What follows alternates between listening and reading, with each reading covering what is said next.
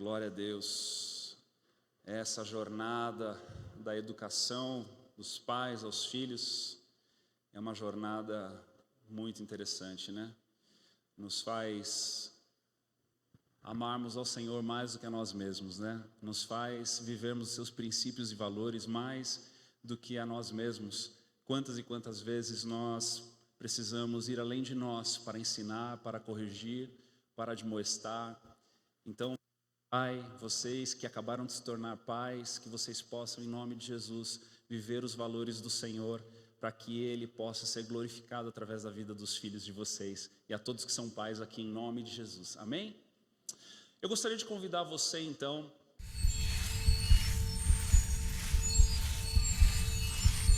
antes de abrir a palavra, bem lembrado, nós queremos lembrá-lo que no domingo do dia 25 e no domingo do dia 1º de janeiro, que coincidentemente neste ano nós teremos os dois, né? Em dia de celebração, nós teremos somente o culto da noite, ok? Então não teremos o culto da manhã, teremos o culto da noite, amém? E domingo que vem nós teremos a apresentação de Natal no sábado à noite e no domingo à noite. Ok? Então a apresentação de Natal, gente, está muito especial, está uma bênção. Nós vamos ter não só as músicas, obrigado querida, não só as músicas de jazz e blues que a gente geralmente já há 10 anos, né, celebra e traz para um tempo de família, um tempo gostoso de celebração ao Cristo, mas também nós temos um convidado de fora. Gente, eu não sei se eu posso dizer isso aqui de púlpito, mas o cara é o Ed Mota Gospel. Pensa numa pessoa que vai te deixar boquiaberto cantando e tocando. Vai ser muito gostoso, vai ser muito especial. Não perca, traga o gato, o papagaio, o vizinho, o amigo, o colega, aqueles que você ama, aqueles que você não gosta ainda. Traga todos que você puder, vai ser especial demais. Sábado e domingo. Domingo que vem também não tem culto de manhã. Então, olha, a partir de domingo que vem agora, até o domingo, dia 7 de janeiro, nós não teremos culto de manhã.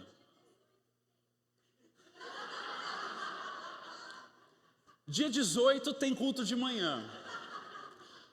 Fica ligado nos anúncios aí que você vai saber mais do que eu posso tentar te explicar.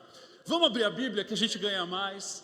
Eu quero convidar você a ir para aquelas páginas grudadas da tua Bíblia, sabe aqueles 12 profetas menores que está lá, se você tem aquela Bíblia de papel ainda, que você às vezes passa por lá e passa correndo por lá, né? E a gente vai falar a respeito de um dos profetas que vem antes daquele que tinha o cabelo bem curtinho, sabe aquele que sempre cortava Naum? Então, antes dele é o Miqueias, né? Oséias, Joel, Amós, Obadias, Jonas, Miqueias. Chegou em Naum, volta um.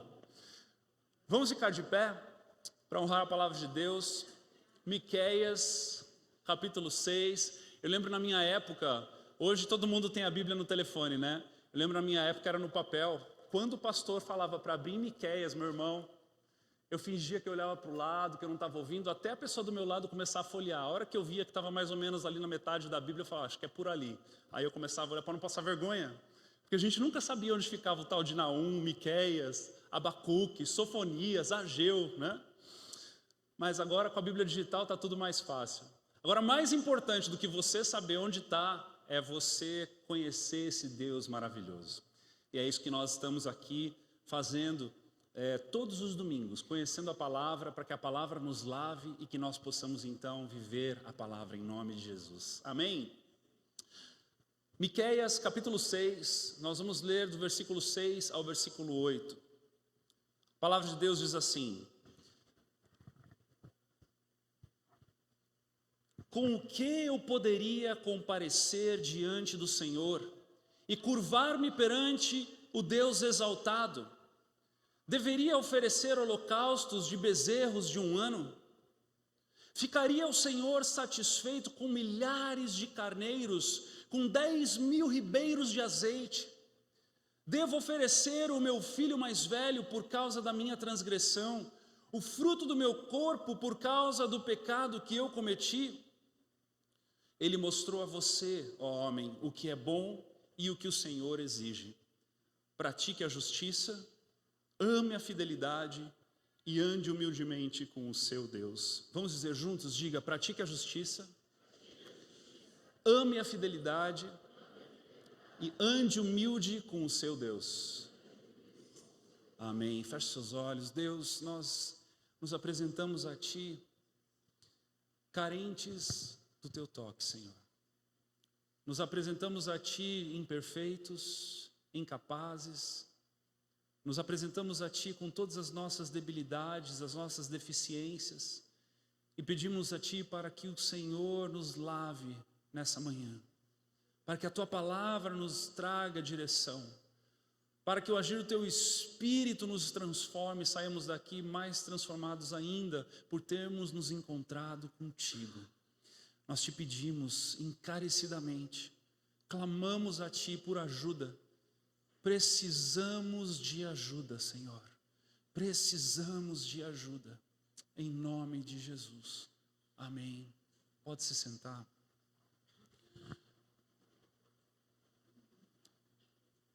O profeta Miqueias é um profeta que ele era contemporâneo do profeta Isaías, e ele, da maior parte do seu tempo, principalmente neste livro, ele estava ajudando ao rei Ezequias a governar.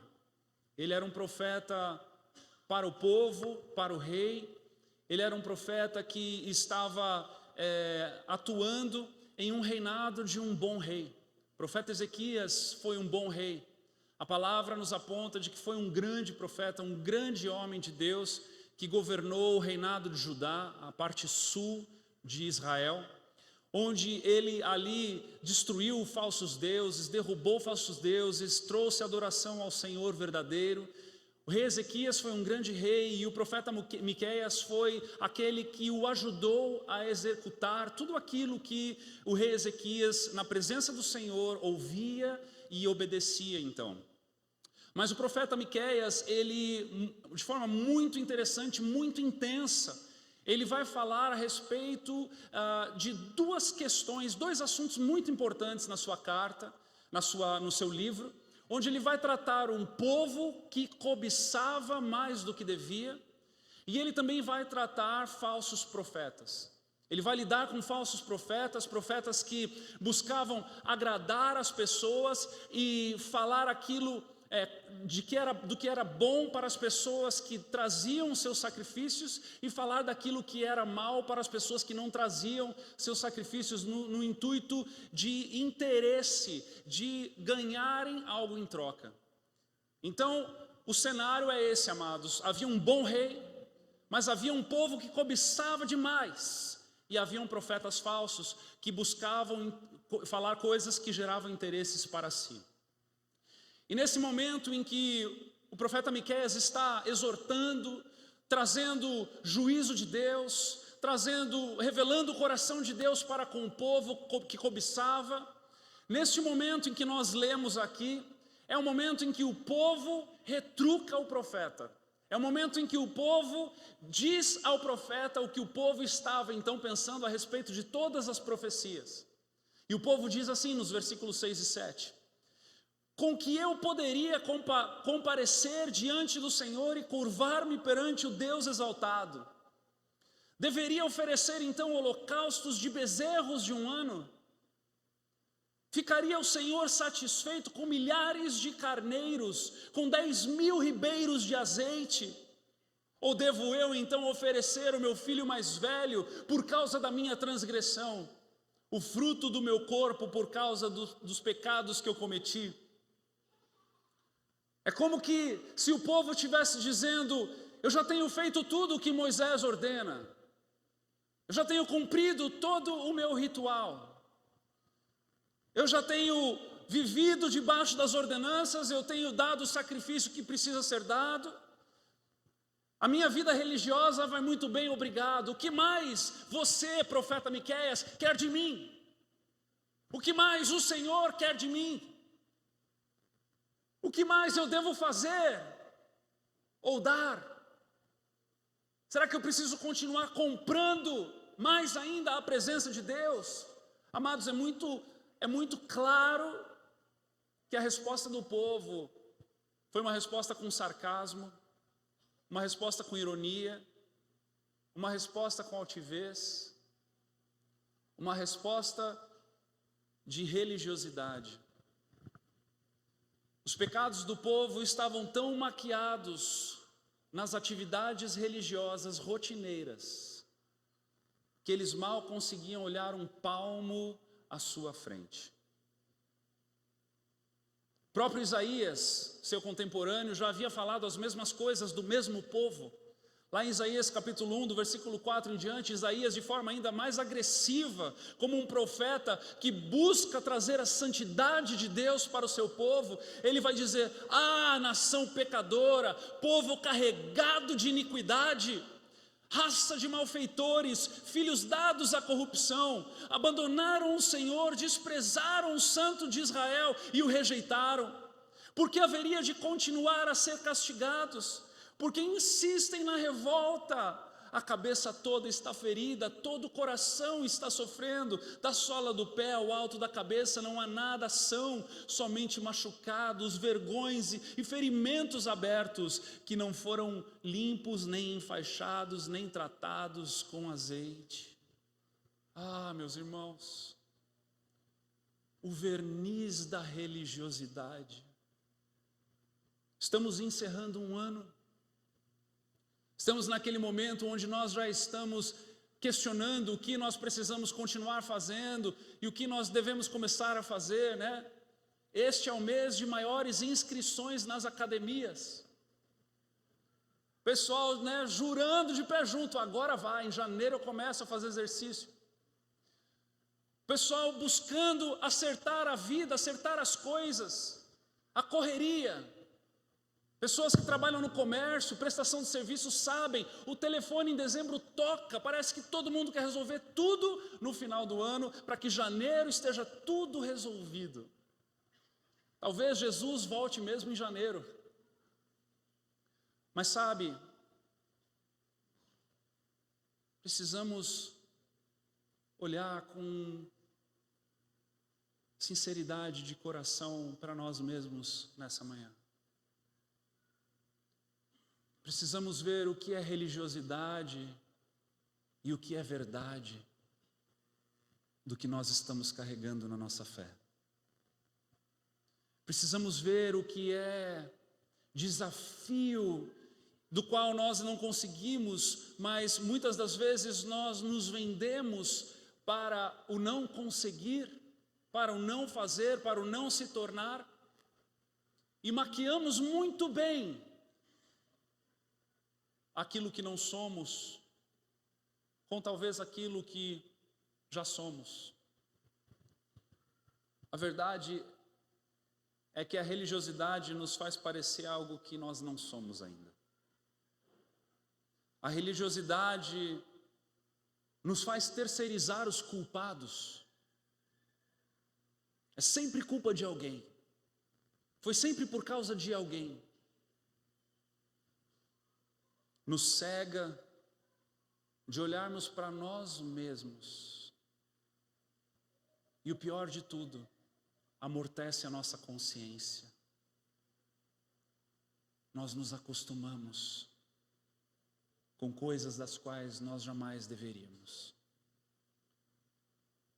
Ao ponto de, às vezes, nos fazer acreditar que somos merecedores da presença de Deus.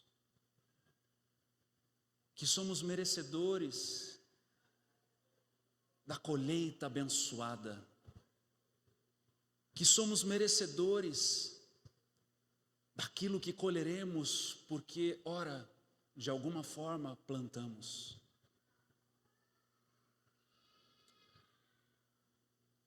O verniz da religiosidade. Esse povo, com muita altivez e arrogância, responde ao profeta Miqueias dessa maneira: o que mais você quer, seu profeta? O que mais você quer de mim? Seu profeta. Eu já entreguei tudo o que eu deveria entregar, porque está escrito.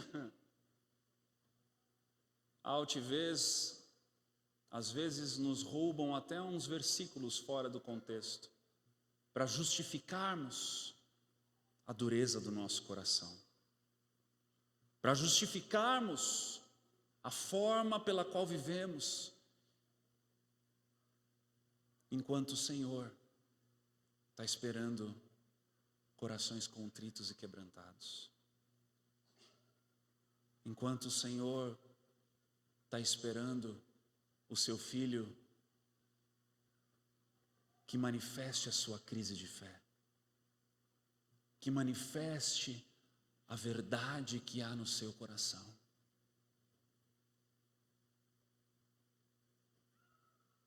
A nossa certeza da salvação é presente do Espírito para nós. Mas muitas das vezes, quando nós vamos à palavra de Deus, meus irmãos, nós ficamos em crise profunda com quem nós somos, com aquilo que nós fazemos. Eu não sei quanto a você, mas das vezes que eu me encontro com o Senhor pelas manhãs, eu mais saio em crise comigo mesmo do que feliz assobiando para ir trabalhar. Eu mais saio entristecido comigo mesmo, porque o meu coração é revelado, do que com o júbilo de andar saltitante por aí, achando que está tudo resolvido. Porque enquanto a salvação que está resolvida me consola, o olhar para dentro de mim me amedronta, me gera crise. Em olhar sinceramente para dentro de mim e encontrar todas as imperfeições, todas as falhas, toda a religiosidade que ainda habita dentro desse corpo.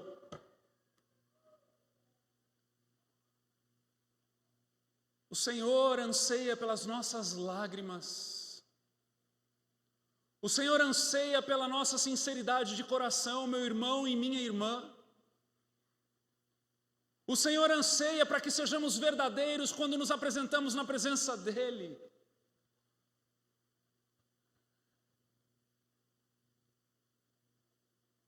Em meio a um povo altivo, o profeta Miqueias traz à memória o que é que o Senhor exige e aquilo que é bom. Ele diz no versículo 8, Ele já mostrou a você, ó homem, aquilo que é bom e o que o Senhor exige. Primeiro Ele diz, pratique a justiça. Diga comigo hoje, pratique a justiça. Sabe, quando nós vamos conhecendo um pouco mais do povo de Israel, o povo do Antigo Testamento, do qual eu e você agora fazemos parte, amém?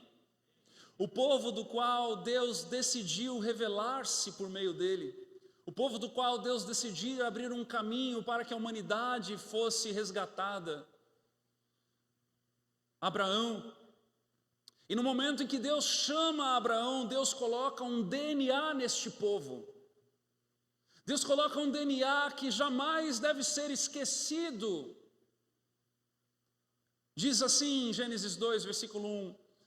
Então o Senhor disse a Abraão, saia da tua terra, do meio dos seus parentes e da casa de seu pai, e vá para a terra que eu lhe mostrarei. Farei de você um grande povo e o abençoarei. Tornarei famoso o teu nome e você será uma bênção. Abençoarei os que abençoarem, os que o abençoarem, e amaldiçoarei os que o amaldiçoarem. E por meio de você, preste atenção nisso, todos os povos da terra serão abençoados. Por meio de você, todos os povos da terra serão abençoados.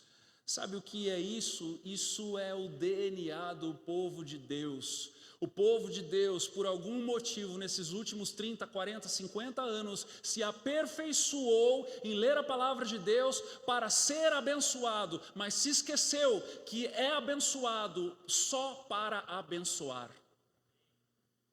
Nos últimos 50 anos, se leu a palavra de Deus, se pregou de púlpitos, de que o povo de Deus tem por herança as bênçãos do Senhor, mas se esqueceu de que só tem por herança as bênçãos do Senhor, porque no mesmo DNA que Deus colocou, estas bênçãos, elas só servem para abençoar.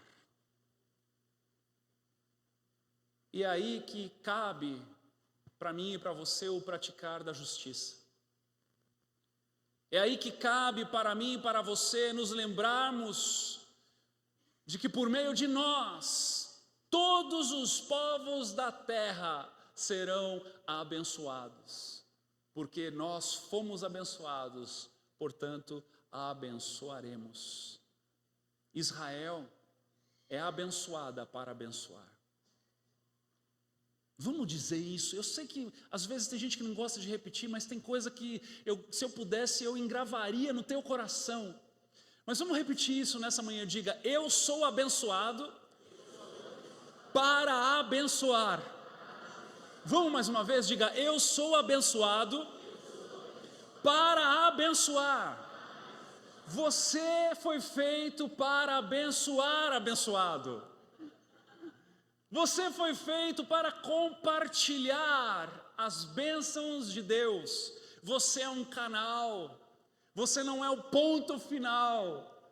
Meu irmão, você é o processo de passagem, onde as bênçãos do Senhor repousam sobre você, e por meio do Espírito Santo Ele revela através de você, onde Ele quer que você seja usado, e lá você abençoa, lá você compartilha, lá você multiplica os recursos, você não enterra.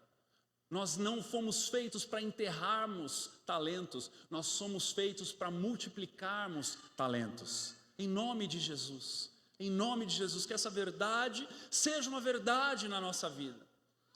Agora, por que é que o profeta Miqueias estava dizendo ao povo para que o povo praticasse justiça?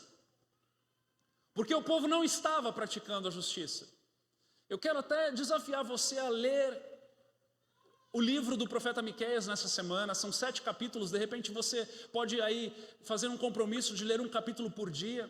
Mas lá no capítulo 2 nós não vamos ler, depois você lê em casa, do versículo 1 ao 5. O profeta Miqueias denuncia um grande problema que estava acontecendo ali. Veja que o rei era justo. O rei estava estabelecendo a presença do Senhor naquele reinado. Mas o povo continuava problemático. O povo estava enriquecendo. A sociedade que era agrícola do reino de Judá estava começando a se tornar uma sociedade, dentro dos contextos da época, urbano. O serviço agrícola estava diminuindo cada vez mais. E aí, os judeus ricos, os irmãos mais ricos, estavam comprando as terras dos mais pobres e fazendo latifundiários. Fazendo com que aquelas pessoas que estavam ali, que antes eram donos do próprio terreno, aquilo que havia sido de ordenança por Moisés, de cada família ter o seu próprio lugar para plantar, colher e desfrutar das terras, ali naquele ambiente, os ricos, os irmãos ricos estavam comprando os terrenos e estavam fazendo de empregados aqueles que outrora eram o dono do próprio terreno. E o que o profeta Miqueias vai mais combater no seu livro, no seu momento da história, era esse povo que não conseguia ser justo, praticar a justiça. Eles estavam sendo interesseiros, eles estavam sendo oportunistas e eles estavam cobiçando cada vez mais aqueles mais fracos, aqueles que não podiam. O Senhor nos abençoa para sermos abençoadores. O Senhor nos abençoa para termos a capacidade de olharmos para aqueles que estão ao nosso lado, precisando de ajuda, e nós termos o que oferecer, podermos ajudar. Porque deixa eu te dizer uma coisa, meu irmão amado, se você ainda não percebeu com a vida, um dia é da caça, outro dia é do caçador. Talvez hoje você esteja por cima, pode ser que amanhã você esteja por baixo. Talvez hoje você esteja com a vida resolvida, tudo certinho. Pode ser que amanhã a falta, a escassez bata na tua porta. Nós precisamos estar atentos.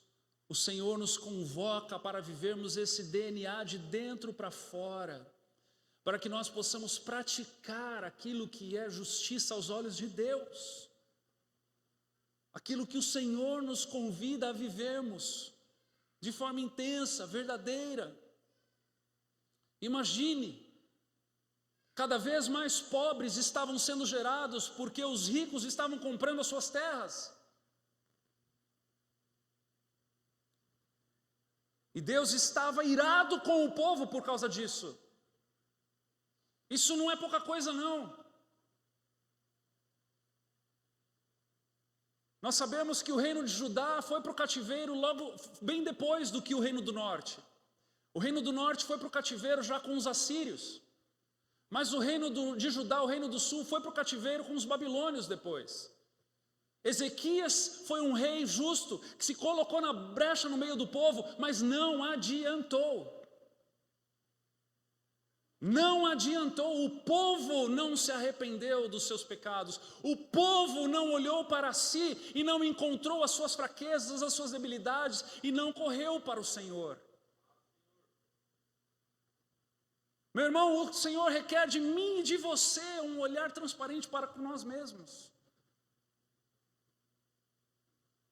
Muitas das vezes nós somos especialistas em terceirizarmos as culpas, terceirizarmos a situação pela qual nós estamos vivendo. Mas o Espírito Santo não habita em nenhuma autoridade, não, ele habita dentro de você. Quem nos convence do pecado, da justiça e do juízo é o Espírito Santo, e é esse Espírito Santo que habita dentro de mim e de você. É por isso que quando eu vou para a palavra, meus irmãos, eu saio manco.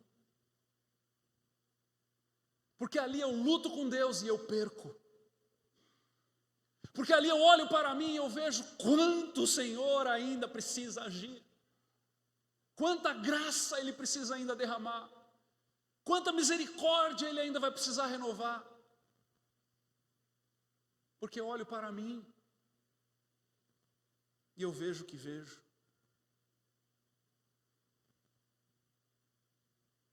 O Senhor nos chama para praticarmos a justiça, meus irmãos. Homens justos compartilham sabedoria. Salmo 37, 30 diz assim: a boca do justo profere sabedoria, e a sua língua fala conforme a justiça. Ele traz no coração a lei de Deus, nunca pisará em falso. O homem justo, quando fala de forma agradável.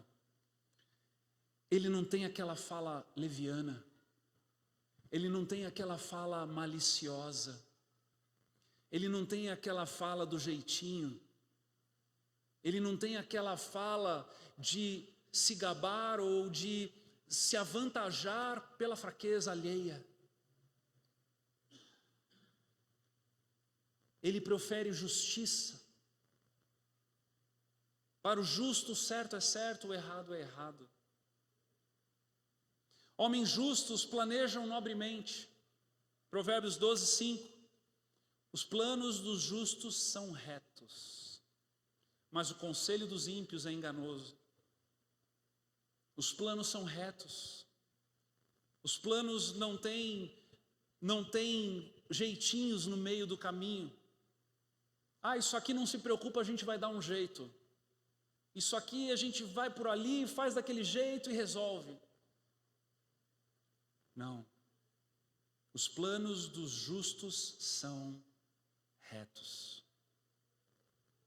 Homens justos não terceirizam a justiça, mas multiplicam a justiça. Provérbios 29:4 diz assim: o rei que exerce a justiça dá estabilidade ao país, mas o que gosta de subornos o leva à ruína.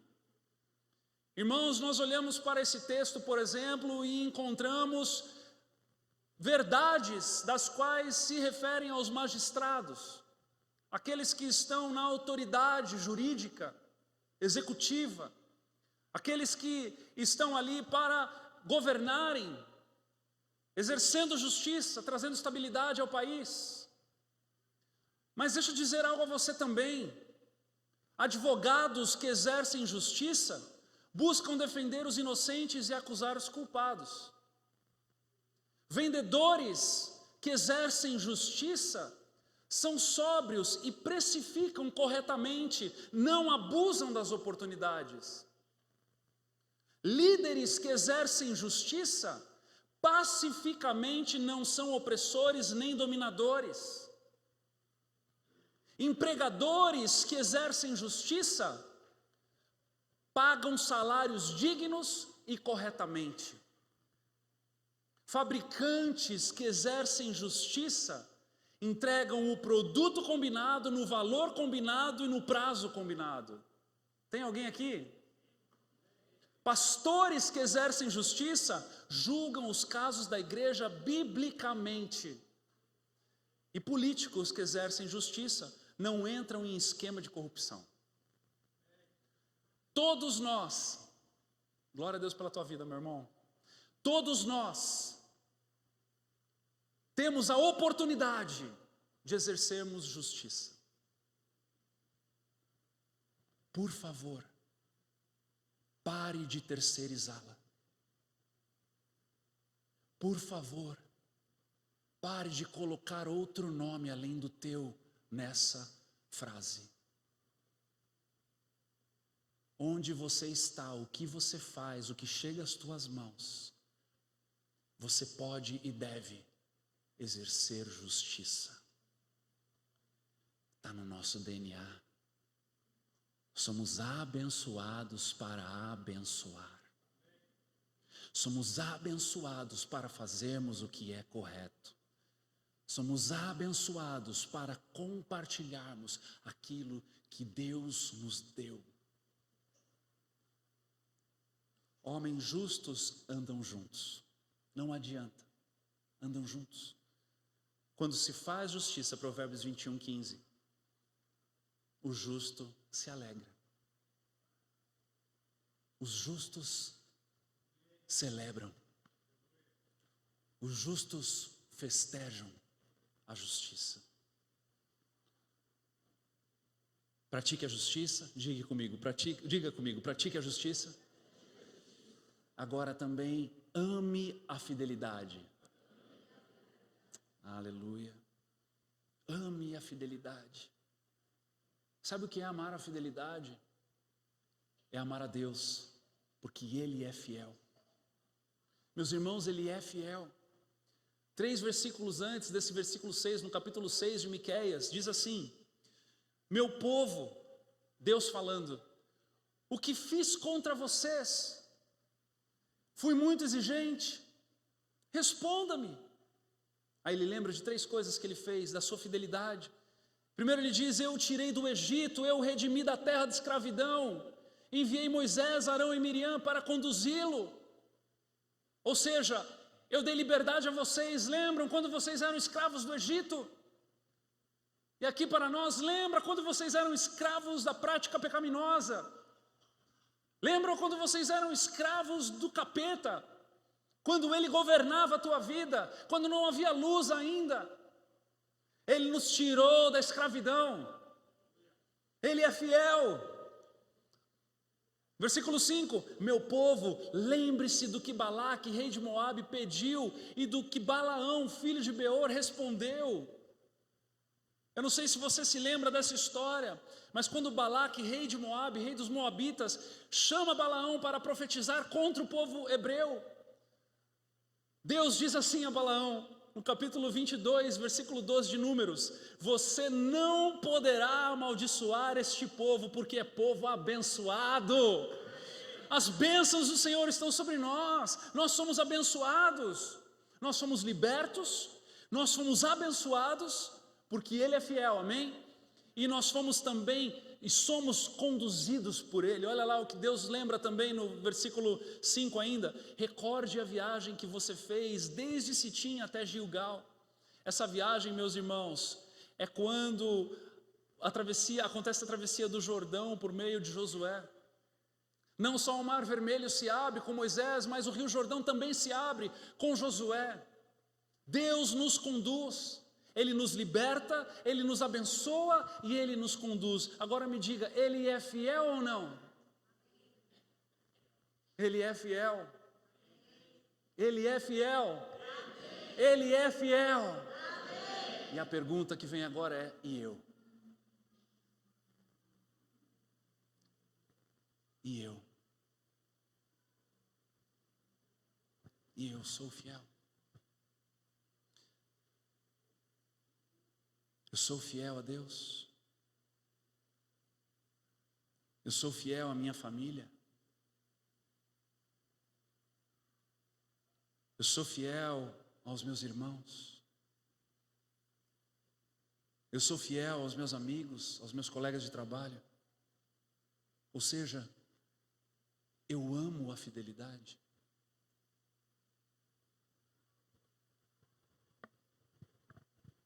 Ame a fidelidade em nome de Jesus. Ame a fidelidade. Pratique a justiça. Ame a fidelidade.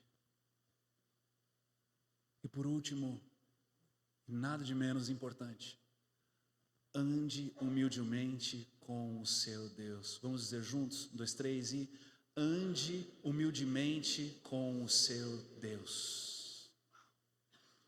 O que é andar humilde com Deus? Em Lucas nós encontramos 2 homens subindo ao templo para orar.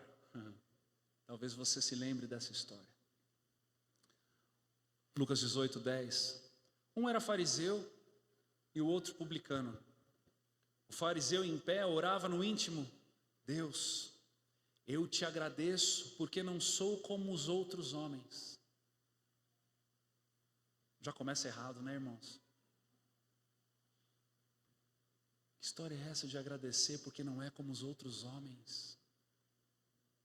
Eu te agradeço porque não sou como os outros homens, ladrões, corruptos, adúlteros, nem mesmo como este publicano. Jejuo 2 vezes por semana e dou o dízimo de tudo quanto ganho.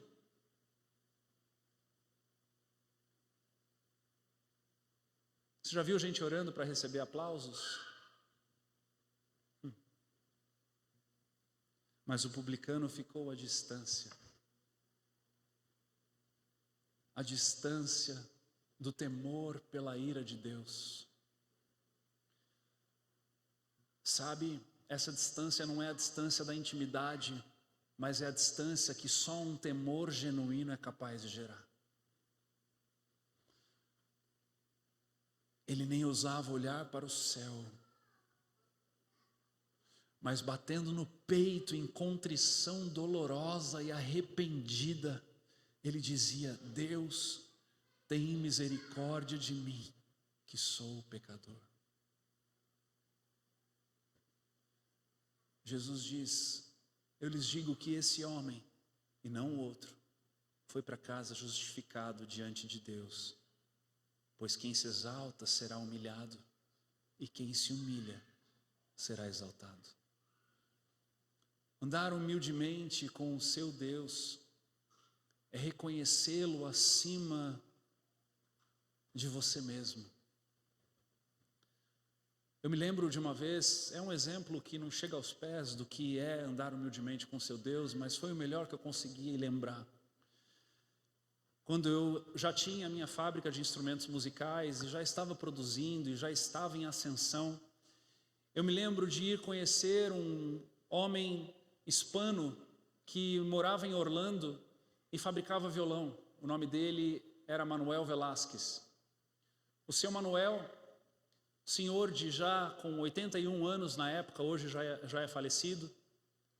Ele fabricava violões para música espanhola, violões de nylon, de cordas de nylon, violões clássicos. E eu me lembro de nós estarmos muito bem instalados com a fábrica, termos um galpão que na própria linha de produção era climatizado, então a gente tinha ar-condicionado na linha de produção por conta das madeiras e tudo mais. Já tínhamos algumas pessoas que trabalhavam juntas. E eu me lembro de ir atrás desse senhor, do seu Manuel. O seu Manuel tinha ali a sua oficinazinha num cantinho menor do que esse tablado, onde ele dividia em duas partes. Uma parte ele tinha as máquinas que faziam pó e na outra ele tinha uma mesa, uma bancada com formões e ali as suas ferramentas manuais, e ele ali construía os seus instrumentos musicais. E eu me lembro que quando eu entrei naquele lugar, aquele ambiente me tomou de temor, porque o seu Manuel, ele já com seus 81 anos de idade, fabricava violões para enviar para a Espanha. Os seus violões custavam na época $20 mil, cada um deles. E ele tinha uma fila de espera de 2 anos, onde as pessoas ansiosamente, imagino que de muita fé, oravam para ele não morrer, aguardavam, depois de terem dado um depósito de $10 mil, a confecção do seu violão depois de 2 anos. Eu entrei naquele ambiente e aquilo me tomou de temor. Irmãos, eu li livros, eu me especializei, eu busquei as melhores ferramentas, busquei as melhores formas de aprender a minha profissão, mas quando eu entrei naquele lugar, eu parecia um piá de 8 anos, com os olhos estatalados, olhando para todos os cantos daquela salinha, buscando aprender alguma coisa. E essa imagem que eu pintei para você aqui, minha, é a imagem que nós devemos ter quando nós nos achegamos ao Senhor. Como uma criança ingênua, que não sabe de nada ainda, para aprender pelo menos um pouquinho na presença do Senhor. Pelo menos um pouquinho mais. Pelo menos sair dali com a sensação de que foi abençoado, porque Deus falou, porque Deus se moveu, porque Deus ensinou, porque Deus agiu. Meus irmãos, isso é andar humildemente com o Senhor.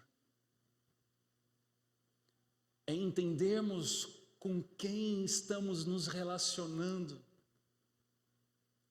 Não diz respeito a palavras bonitas e formais, mas diz respeito a um quebrantamento e um temor só quando aquele que foi tocado por Deus e aquele que compreende com quem ele fala, com quem ele ora, a respeito de quem ele lê, a respeito de quem ele medita, que é tomado por esse temor, que é tomado por esse quebrantamento,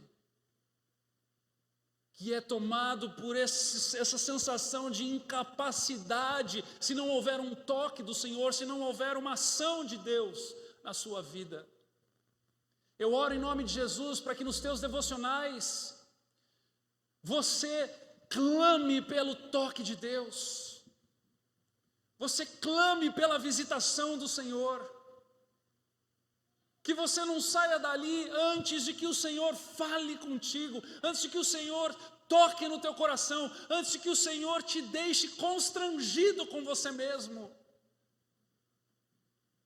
para que você tenha certeza todos os dias de que você se encontrou de verdade com teu Deus.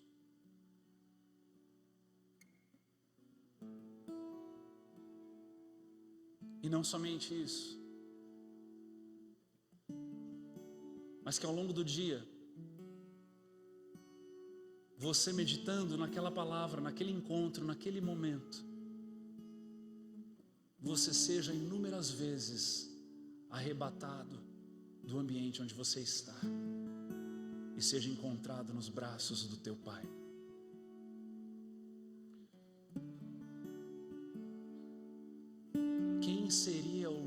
aqui para dizer que sabe alguma coisa de Deus, se não for pela revelação da própria palavra e do agir do Espírito dentro de si. Meus irmãos, se nós chegamos até aqui é porque aprove o Senhor. Nós nos inclinamos, nós nos dedicamos, nós nos entregamos, mas é Ele que revela, é Ele que nos toca, é Ele que transforma. Nós nos esforçamos sim, e nos esforçaremos cada vez mais, mas andar humildemente com Deus é saber que é Ele quem nos conduz, é Ele quem nos ensina,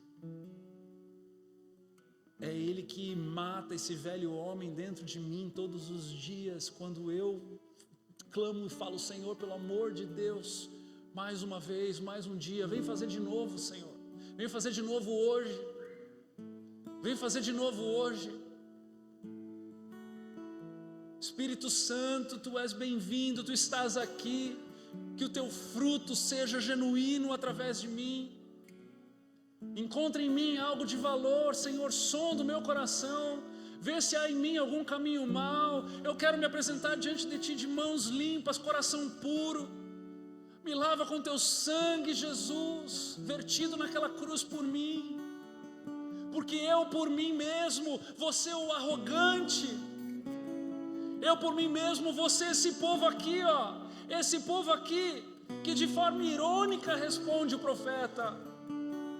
Eu por mim mesmo vou virar as costas para Deus em todas as oportunidades, mas quando eu olho para mim da maneira correta, ou seja, pobre, cego e nu, quando eu olho para mim da maneira certa, meus irmãos, um outro mal que nós estamos combatendo é esse empoderamento do homem. Nós continuamos pobres, cegos e nus.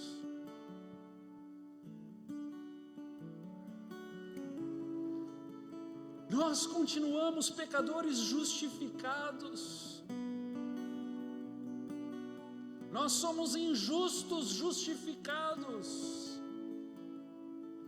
Nós somos aquele que carece desesperadamente do favor de Deus. Andar humildemente com o seu Deus, meu irmão, minha irmã, é levantar da cama lembrando-se que o velho homem está ali ainda, mas que o espírito precisa ser fortalecido. E se não houver quebrantamento, preste atenção no que eu vou lhe dizer. Se não houver quebrantamento no nosso coração, se não houver humilhação, reconhecimento de quem Deus é, a gente não vai para lugar nenhum. A gente vai ficar dando voltas e voltas e voltas. Sabe aquele povo lá que ficou 40 anos dando volta? Sabe aquele povo lá que foi tirado do Egito, mas o Egito não saiu do coração? Sabe aquele povo lá que achava que merecia alguma coisa, mesmo depois de Deus ter feito tudo o que eles precisavam que fosse feito? Sabe aquele povo lá? Aquele povo lá somos eu e você. E o convite nessa manhã para nós é de reconhecimento, para que nós possamos praticar a justiça, aquilo que tiver ao nosso alcance, porque está no nosso DNA. Amar a fidelidade, reconhecendo que Deus é fiel e que nós podemos também viver nessa tentativa, e andarmos humildemente com o nosso Deus, porque Ele é quem aplana o caminho para nós, e é Ele que se revela a nós, e a todo aquele que Ele o busca. Então eu quero convidar você a ficar de pé.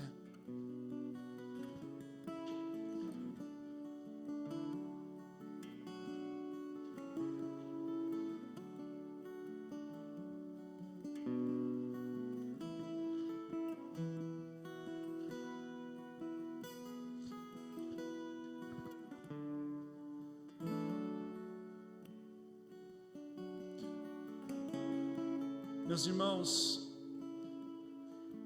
eu não sei lhe dizer o que gerou a arrogância deste povo do reino de Judá, para que Miqueias tivesse que ser tão intenso como foi.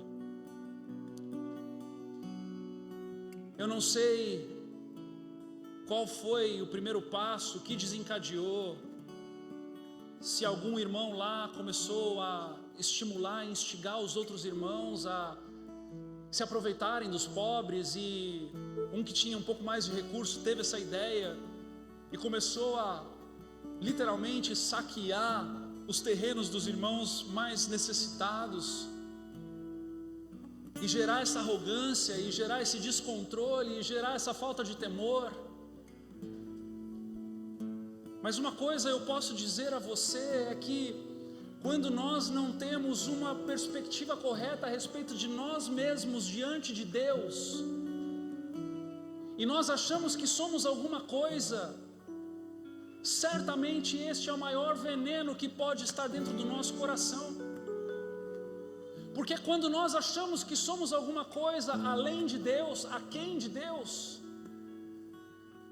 é que nós somos estimulados a fazermos os maus mais audaciosos, a olharmos de forma egoísta para as coisas e encontrarmos uma forma de viver tão distante da forma em que o Senhor nos convida a viver.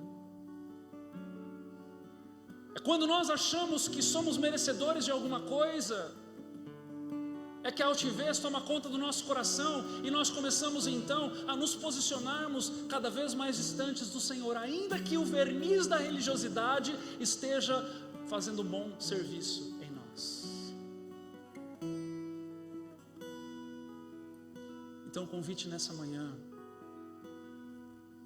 é para que a gente rasgue as nossas vestes, as vestes do nosso coração. O convite nessa manhã, antes de nós irmos para a ceia, esse ato simbólico que reconhecemos o corpo de Cristo, que foi moído, transpassado, humilhado, abrindo mão da sua glória, e esse sangue que foi vertido na cruz, é que nós possamos nos lembrar quem foi que lavou os pés, e que nos lembremos que nós precisamos rasgar o nosso coração na presença do Senhor. Então, antes de nós cantarmos mesmo, podem continuar tocando. Eu quero convidar você a fazer algo diferente nessa manhã. Eu quero convidar você a se humilhar diante do seu Deus. Se você vai vir aqui à frente, amém. Se você vai se ajoelhar no lugar onde você está, se você vai se ajoelhar lá no fundo da igreja, fique à vontade. Mas nós precisamos rasgar o nosso coração na presença do Senhor. E se houver alguém aqui que acha que isso não seja preciso, eu estarei orando para que o Senhor converta o teu coração. Nós precisamos nos rasgar na presença do Senhor.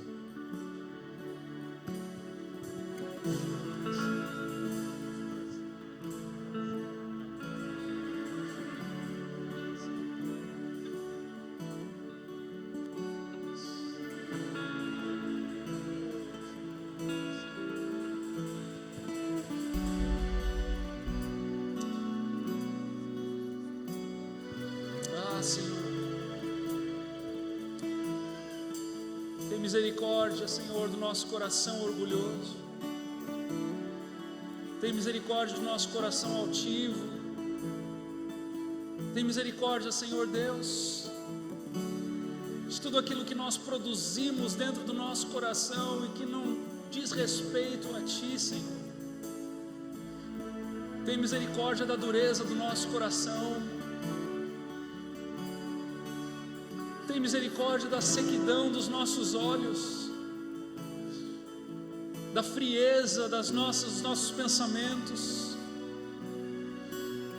Tem misericórdia, Senhor Deus. Tem misericórdia, Senhor, do nosso senso de merecimento. Tem misericórdia, Senhor Deus, do nosso coração, que muitas das vezes, Senhor Deus, não é nada quebrantado. Somos tardios para nos arrependermos. Tem misericórdia da mente cauterizada. Tem misericórdia, Senhor Deus, desse verniz da religiosidade. Tem misericórdia, Senhor. Tem misericórdia. Tem misericórdia da vida dupla que nós muitas das vezes, Senhor Deus, ativamos, Pai. Uma religiosidade, Senhor Deus, maquiada. Ah, Senhor, olha para nós nessa manhã.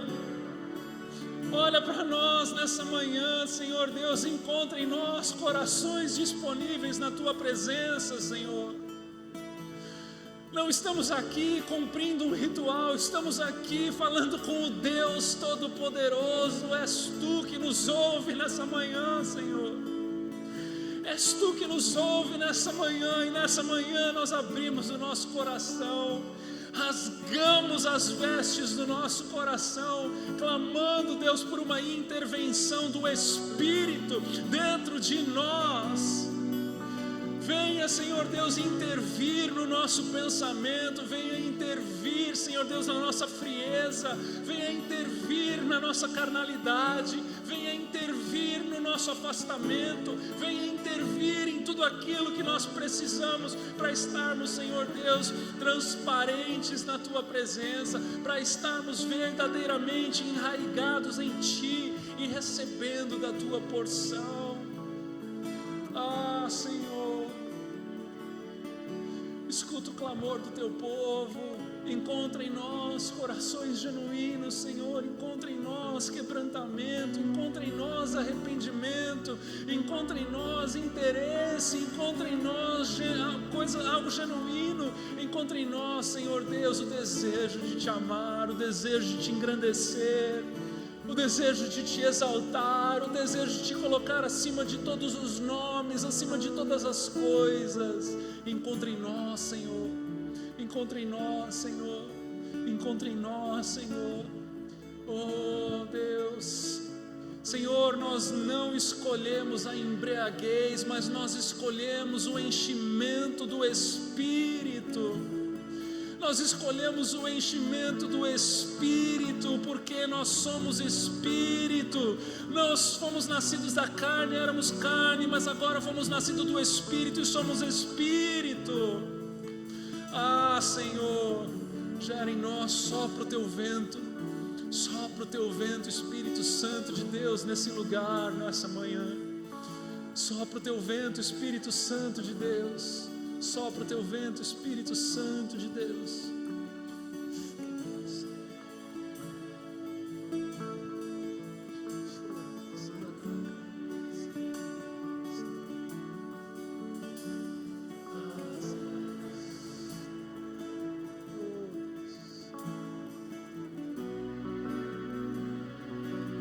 Aleluia, aleluia, aleluia, aleluia, aleluia, aleluia.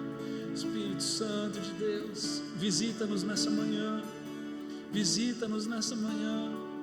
Visita-nos nessa manhã.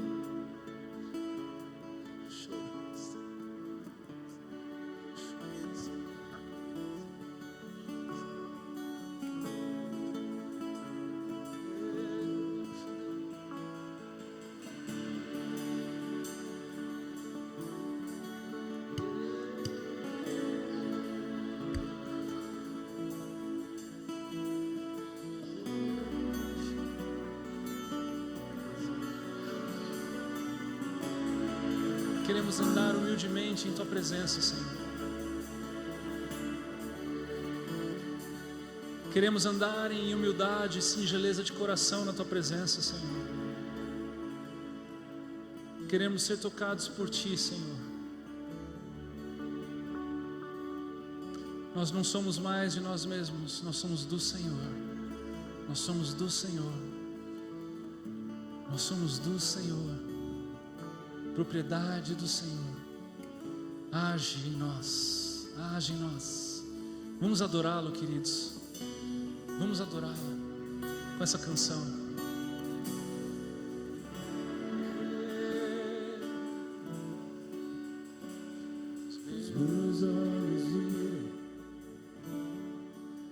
salvação,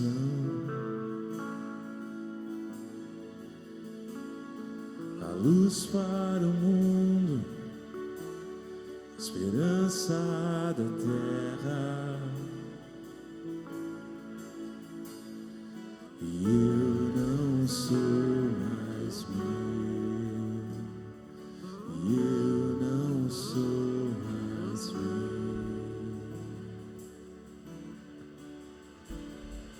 Cristo, tu és. Diga isso a Ele. A minha porção, Tu és a minha porção, Senhor. o trigo esmagado, vinho novo e pão. Eu não sou mais meu. Eu não sou mais meu. Não somos mais. Eu não sou mais meu. És a fome que me faz cantar, és a sede que me faz beber, és o nome que escuto ao deitar e o olhar que vejo ao amanhecer. Diga isso a E essa é minha promessa, eu gastarei minha vida pra te coroar. Meu anseio, Senhor. E esse é o meu anseio, Meu amor por ti. meu amor por ti. Não será um segredo. Oh, e essa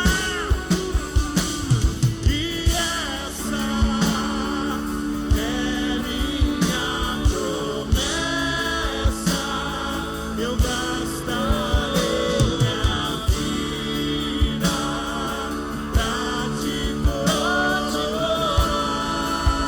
pra te coroar. Esse é o meu anseio. Esse é o meu anseio, o meu amor por ti. Não será um segredo. Deixa eu dizer algo a você. Talvez você tenha chego aqui e ainda não entregou a sua vida a Jesus como teu Senhor e Salvador. Talvez você esteja aí se segurando para não se dedicar integralmente ao Deus que te salvou, para não reconhecê-lo como teu Senhor e Salvador. E eu preciso dizer a você, nós queremos te ajudar a se assentar à mesa. Nós queremos te ajudar a conhecer a Jesus como teu Senhor e Salvador e fazer dele aquilo que há de maior na vida. Então, se você ainda não aceitou a Jesus como teu Senhor e Salvador, se você ainda está vivendo uma vida de solidão, uma vida isolada, uma vida onde os teus planos são somente os 120 anos, e olha lá, e ainda, se Deus quiser, 120 anos para você se dedicar por aqui. Eu estou aqui nessa manhã para dizer para você que não precisa ser assim. Não precisa ser assim. Ele tem para mim e para você vida eterna e vida abundante. Nós precisamos confessá-lo com a nossa boca e crê-lo no nosso coração, que Jesus é o Senhor, que Ele é o Salvador. Como que nós fazemos isso? Nós cremos com o nosso coração, entendemos que Ele precisa entrar no nosso coração e fazer morada, e confessamos com a nossa boca, fazendo uma oração pública, dizendo: eu te aceito como meu Senhor e Salvador. Quantos nessa manhã gostariam de fazer essa oração aqui? Levante a sua mão onde você está. Amém. Fique com a mão levantada, por gentileza. Mais alguém que gostaria de entregar sua vida para Jesus nessa manhã? Fazer de Jesus o teu Senhor e Salvador. Posso te pedir um passo de fé, meu irmão querido? Posso te pedir para você vir aqui à frente? Eu quero orar por você.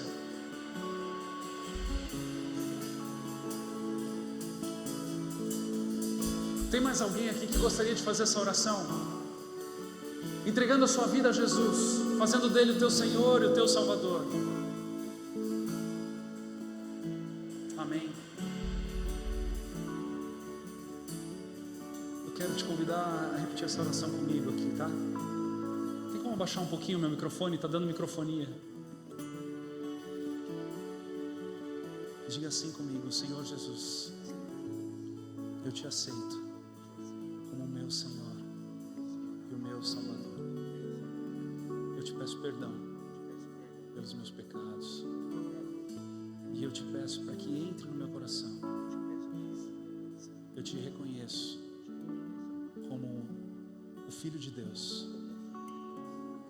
Faça morada em mim, muda os meus pensamentos e me conduza nessa nova jornada, em nome de Jesus.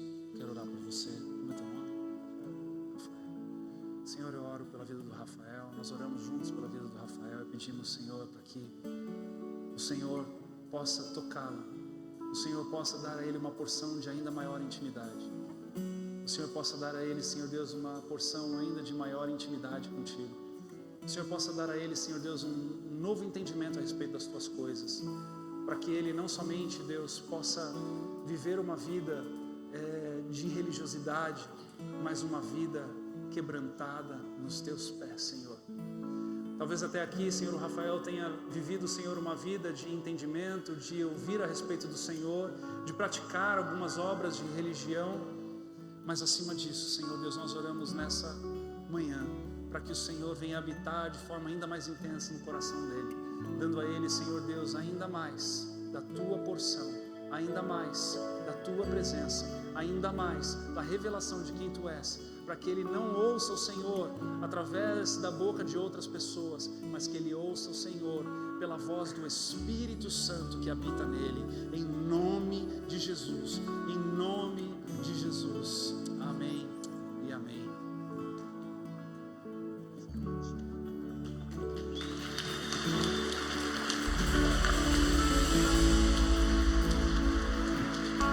É assim, queridos, tem hora que é processual mesmo, tem hora que é processual, tem hora que precisa cair a ficha, tem hora que não basta ir à igreja 10, 20, 30, 40 anos, tem hora que Jesus bate na porta, e quando Ele bate na porta, meu irmão, essa porta ela abre, essa porta ela abre. Então, em nome de Jesus, que eu e você possamos buscar ardentemente por essa presença que vai além da igreja, vai além da religião, vai além dos ritos, vai além da simbologia, vai além do histórico. É algo genuíno, é algo atualizado, é algo hoje, é algo aqui, é agora. E eu não estou falando que a palavra é atualizada, eu falei atualizado a presença do Senhor dentro de nós. É algo real. Se tem como definir isso, é real. É real.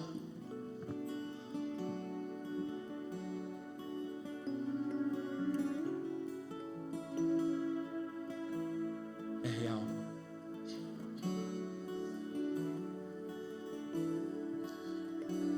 Podem vir, queridos diáconos. Isso aqui é real. Deus Filho abriu mão da sua glória, de verdade, porque é real. Se fez homem, habitou no meio de nós, sofreu o que nós sofremos, foi tentado como nós somos tentados, venceu cada uma delas, cada uma das tentações, carregou sobre os seus ombros o pecado do mundo e foi para o madeiro para ser transpassado, moído, partido, para que nós pudéssemos hoje estar aqui. E o que fazemos então quando pegamos do pão e do fruto da videira na mão? Nos lembramos desse episódio aqui, a cruz. monte da caveira, no Gólgota, onde era para estarmos lá, eu e você. Os merecedores de toda essa atrocidade somos nós. Mas quando eu olho para esse pão, me remete ao corpo que foi moído em favor de mim. Quando eu olho para esse suco de uva, me remete ao sangue que foi vertido por mim e por você. Ele é a aliança, Ele é a graça, Ele é a porta, Ele é o caminho, Ele é a verdade, é a vida, Ele é tudo para todo aquele que nele crê. Ele é tudo para todo aquele que nele crê. E hoje, de forma privilegiada, meus irmãos, podemos estar reunidos num corpo que nos une pelo laço de Cristo. Antes de celebrarmos uns aos outros, celebramos Jesus, porque ainda que você ame o teu irmão aí do teu lado, não foi ele que foi para o madeiro em teu favor, foi Cristo. E é por isso que celebramos Cristo, Cristo em nós, esperança da glória. Senhor, nós somos gratos a Ti. Não há palavras para expressar quando este momento da cruz se remonta diante dos nossos olhos. Não há palavras para dizer quando fechamos os olhos e imaginamos o Senhor crucificado, angustiado, padecendo.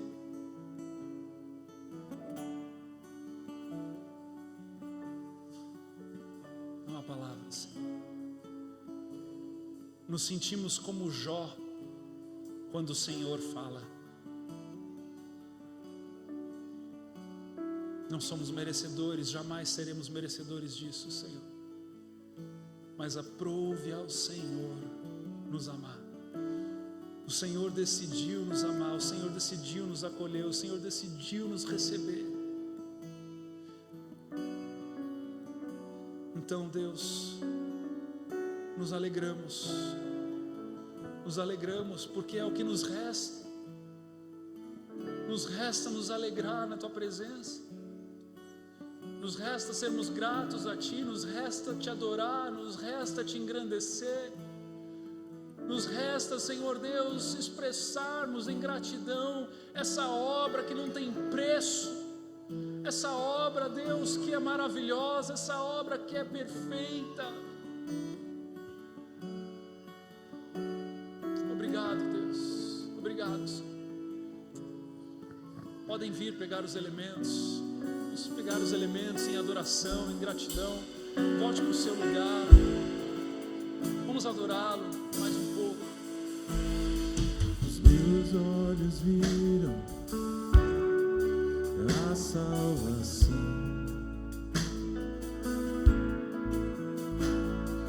a luz para o mundo, esperança da terra.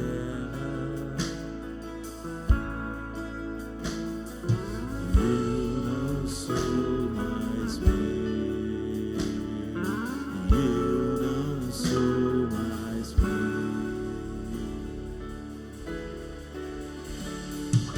Cristo, Tu és a minha porção.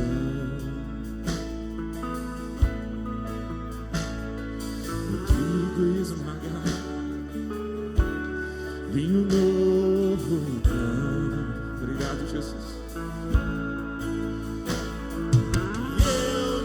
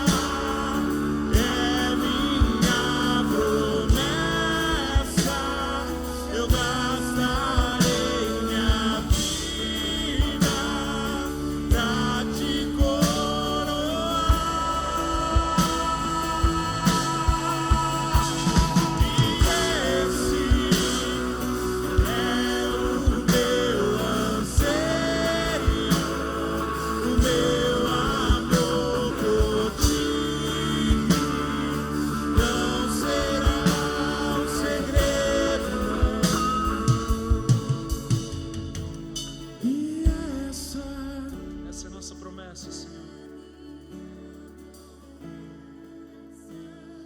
Eu gastarei minha vida pra te coroar, pois és o Rei dos Reis, e esse é o meu anseio, o meu amor por ti não será um segredo. Quero convidar você a comer do pão em memória daquele que te comprou.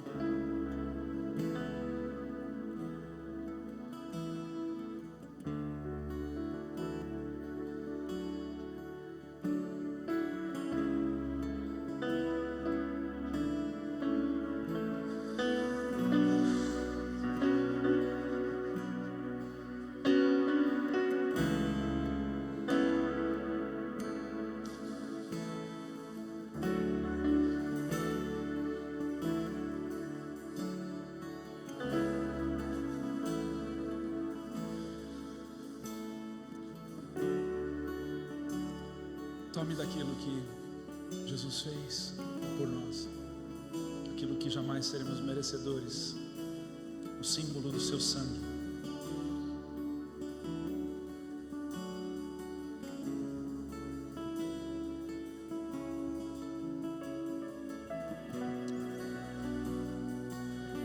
Obrigado, Deus. Obrigado, Senhor. Obrigado. Obrigado, Senhor. Obrigado, Senhor. Obrigado, Senhor. E essa é a nossa promessa. Essa é minha promessa. Eu gastarei pra te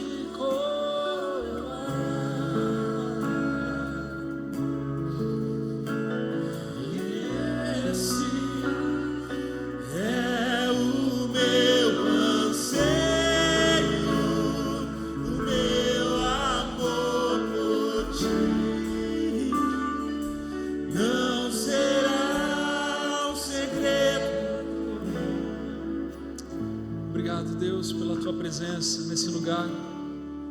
Obrigado, Deus, pelo privilégio da tua palavra. Leva-nos, Senhor Deus, em segurança, abençoando a nossa entrada, a nossa saída. Sê conosco, guarda-nos e permita, Deus, com que nós possamos agradar a Ti em todas as coisas.